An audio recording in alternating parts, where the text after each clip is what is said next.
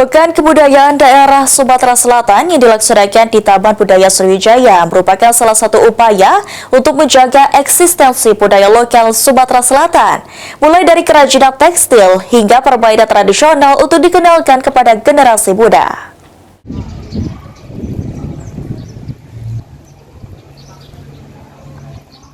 Menyelami kekayaan budaya dari Sumatera Selatan yang selama ini seringkali terselip dari sorotan utama, namun menyimpan begitu banyak warisan yang menunggu untuk dikenali lebih luas dengan tema Lestari Budayaku.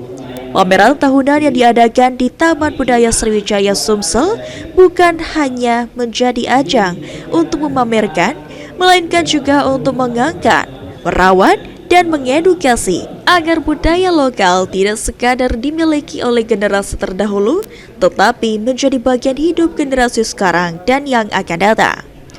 Wilayah yang memiliki posisi strategis sebagai simpul peradaban pada masa lampau kerajaan besar seperti Kerajaan Sriwijaya dan Kesultanan Palembang Darussalam pernah berkembang di sini, dan pengaruhnya masih membekas dalam banyak aspek budaya.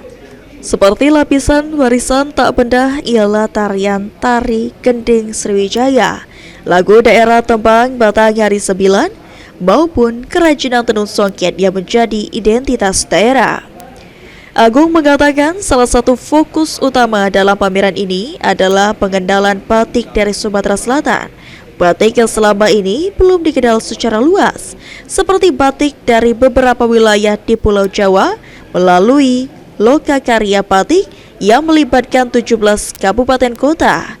Diharapkan batik khas Sumsel bisa lebih dikenal, lebih dihargai, dan lebih maju.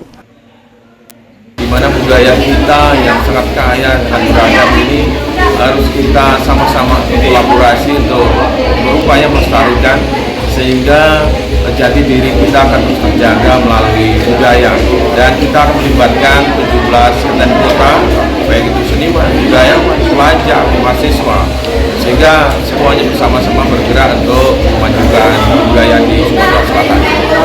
Selain mengenalkan batik Sumsel, Pekan Kebudayaan Daerah Sumatera Selatan juga mengadakan perlombaan seperti permainan lokal, lomba tari kreasi, lomba gitar Batang Hari 9, dan penayangan film kearifan lokal Sumsel yang diikuti oleh masyarakat dan para pelajar serta mahasiswa.